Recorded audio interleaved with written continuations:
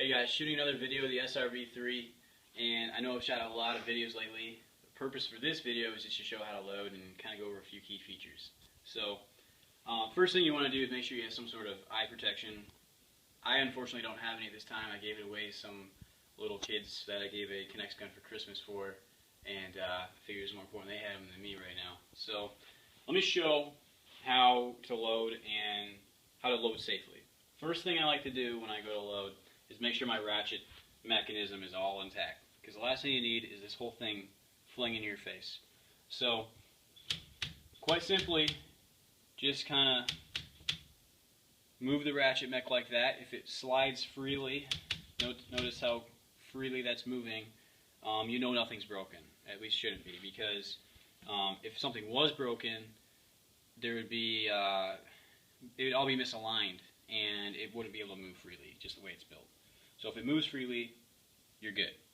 I also like to check kind of the connection of where the bands are actually connected, because you don't want those snapping back in your face. So once you get a quick overview, you're good. That should take less than a second when you're actually, doing it, but for explaining purposes, obviously taking longer. Let me show you how the trigger mech actually works. It's pretty simple. If you ever stacked a regular magazine of rods, the ends of the rods, right here where the grooves stop, catch. And that's why your standard magazine guns kind of suck, because the more rods you stack up, the more they catch, the more resistance there is on the first several rounds, and the less, they just don't have any distance or range and accuracy. So I took that concept, and that's obviously why you develop bolt actions and stuff, but the idea is I took that concept and I thought, there's got to be a way I can hold, maybe I could hold back around with just the end. And that's what I did. You take, quite simply, you have the yellow rod and the blue rod here. And notice when it's all the way down, the gap between these two is pretty shallow. When I open it up, it's much wider. You can stick a projectile in there. So when you go to load, you hold back, stick the projectile in, and let go. And it automatically clamps down on the end of the round. So that's how it holds. And quite simply, by pulling the trigger, it's just rotating back and releasing the ammunition. Excuse me. Let me load this up now. So we've already done our check. Let me just quickly show you how fast that would be.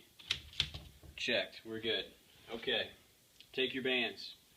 Put them on the front of your projectile. I like to make sure. Notice if you pull back like this, they're kind of pulling apart.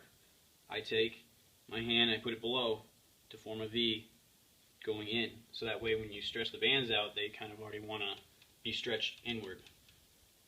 Put it up to here, make sure you're in there fully, and let go of the clamp. Do not let go of the projectile until you feel it hold.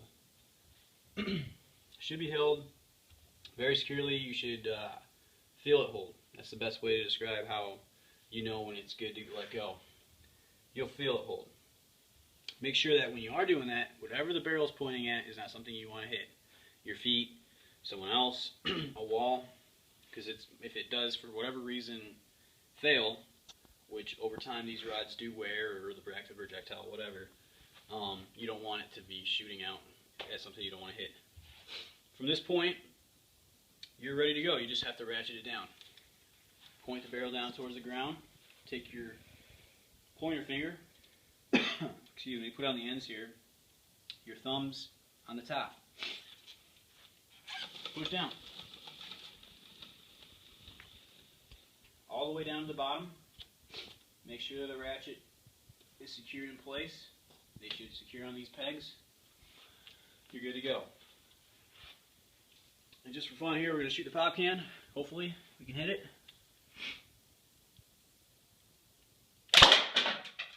And don't let go of the video yet there, babe. I'm going to show what it did to the pop can here. Can't get rid of this cough.